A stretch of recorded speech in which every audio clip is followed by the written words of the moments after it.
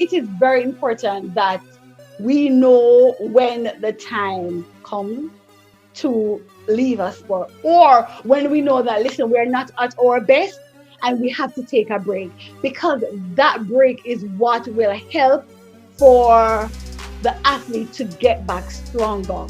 Jamaican Olympic track and field gold and silver medalist Sherone Simpson is no stranger to the mental pressure of sports. Especially on the big stage, World Championships, Olympics, as athletes, we have to be mentally ready.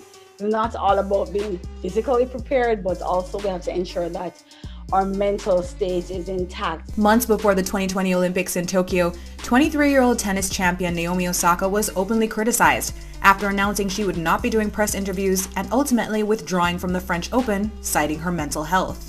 Then, in a move that stunned spectators, gymnastic Olympic champion Simone Biles dropped out of several Olympic events, citing struggles with her mental health.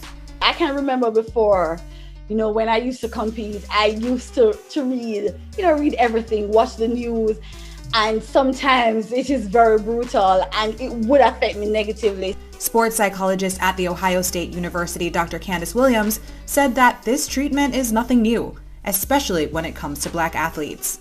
These young women are being judged and criticized based off of their athleticism, the way that they look, how they choose to live their lives. And it's just that historically we have been, just as a culture and subset of people as Black women, we've been held to a higher standard, and we feel those pressures. Dr. Williams says athletes need to be set up for success when it comes to managing mental health. Empowering the athlete to be able to say, I have an agent that manages my career. I have a financial advisor that manages my finances. I have a performance coach, a personal trainer that helps me train my body from the neck down. Why not have a therapist on my team that can help me in terms of managing my mental health? I know some of us as Black women have a hairstylist on call in our phone that if we need a silk press, we need a relaxer, we need a deep condition, we can call that person and have them on speed dial. Why not have a therapist that you've vetted, that does good work on your team? Dr. Williams says that even if an athlete is not in a crisis, there are important concepts they should understand. I often talk to athletes about perception versus reality, right?